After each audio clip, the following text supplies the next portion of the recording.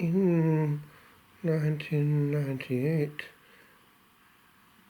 I was present at the canonization of the saint of this day. Until then, usually referred to as Edith Stein. Then she became more widely known by her religious name, now Saint Teresa Benedicta of the Cross. As it happens, in the refectory, we had her life read on a daily basis, and it was fascinating how she had been influenced by different currents.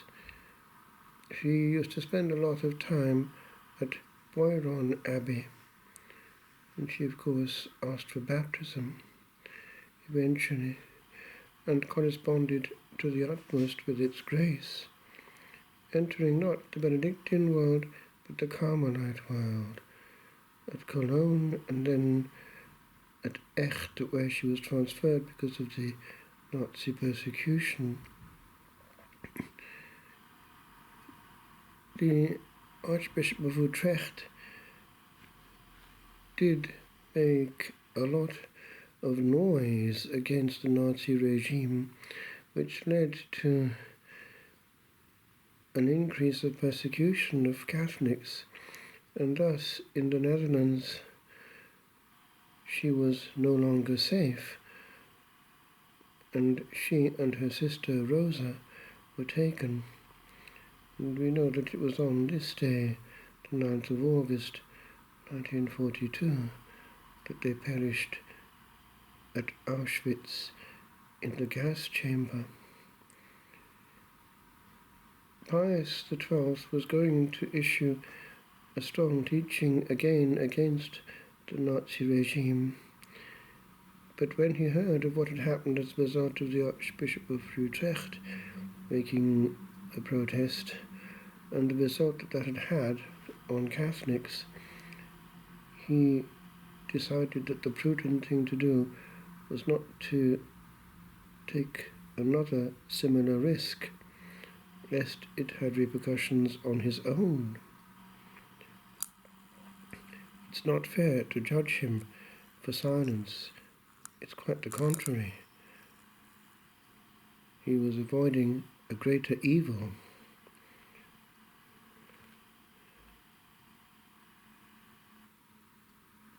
This saint was a brilliant scholar, and one thinks of the tragedy of so many brilliant minds that have been extinguished over the centuries.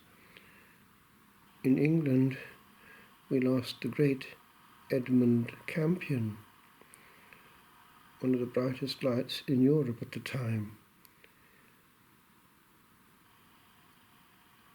And actually, there is a tendency in some places to silence voices that are accurate. There are seminaries where students of a certain type were not favoured, whereas others were when it came to promotion to higher studies again, and to the consequential rise in the career within the ecclesiastical world. Many have been virtually silenced, or at least not favoured. That kind of situation is truly tragic, for one is, as it were, cutting off one's nose to spite one's face, damaging the church from within. But Auschwitz was a place where many bright lights were extinguished. Maximilian Kolbe, around the same time, was snuffed out, as we know, and in a very heroic situation. 6 million Jews perished in the Holocaust. What man can do to man inside and outside the realms of faith, is something else. It would be well to recall the words of another Carmelite, John of the Cross, in this context. At the eve of life, it is on charity that we will be examined.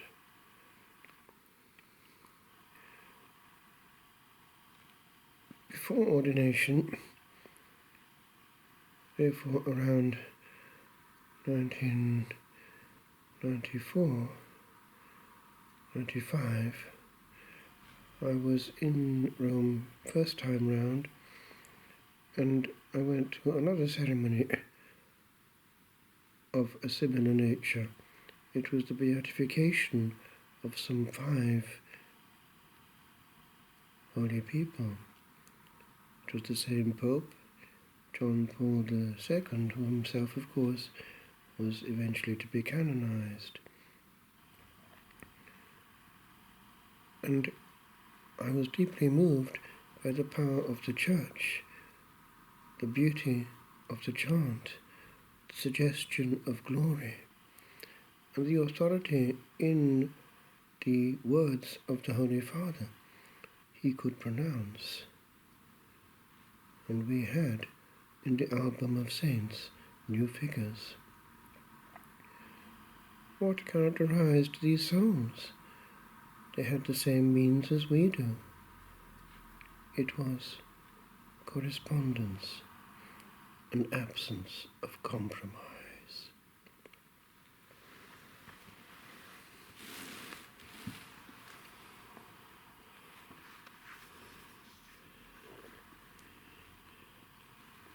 Beatified.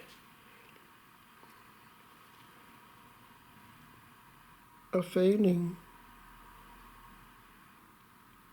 is a worm in sanctity, and compromise a wriggled yield that gives a yield to every other. Clarity is dimmed and dimmed again when one soul lives a halting between 2 poles, and there is more in one consent that bent the heavy will than bending of one precept. For before the fall of all, there is much falling ill. O stars now lit, tread on these clouds, whose sound, made but of growing music and high song, an echo in my heart this morn hath found of something heard before, where I did long with you to walk this way, this lonely way, to anthems that began upon